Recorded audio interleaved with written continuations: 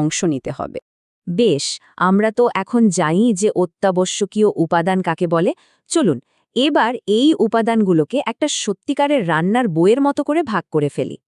গাছের পুষ্টি উপাদানগুলোকে আমরা মূলত দুটো ভাগে ভাগ করতে পারি। এক হচ্ছে ম্যাক্রোনিউট্রিয়েন্ট, মানে প্রধান খাবার যেগুলো অনেক বেশি পরিমাণে লাগে। আর দ্বিতীয়টা হলো মাইক্রোনিউট্রিয়েন্ট, যা অনেকটা মশলার মতো লাগে, খুব সামান্য, কিন্তু এগুলো ছাড়াও রান্নাটা একদমই জমবে না।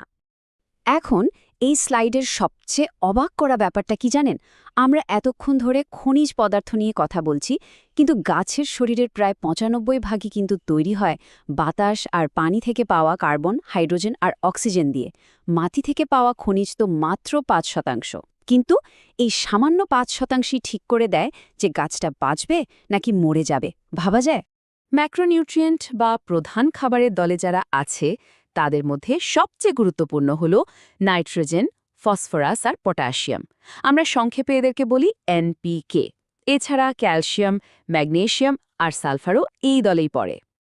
আর ছোটখাটো নাস্তা বা মাইক্রোনিউট্রিয়েন্টের তালিকায় আছে আয়রন, ম্যাঙ্গানিজ, জিঙ্কের মতো আরও অনেকে। এগুলো হয়তো এক চিমটি লবণের মতো লাগে, কিন্তু এদের ছাড়া গাছের পুরো রেসিপিটাই কিন্তু অসম্পূর্ণ থেকে যায়।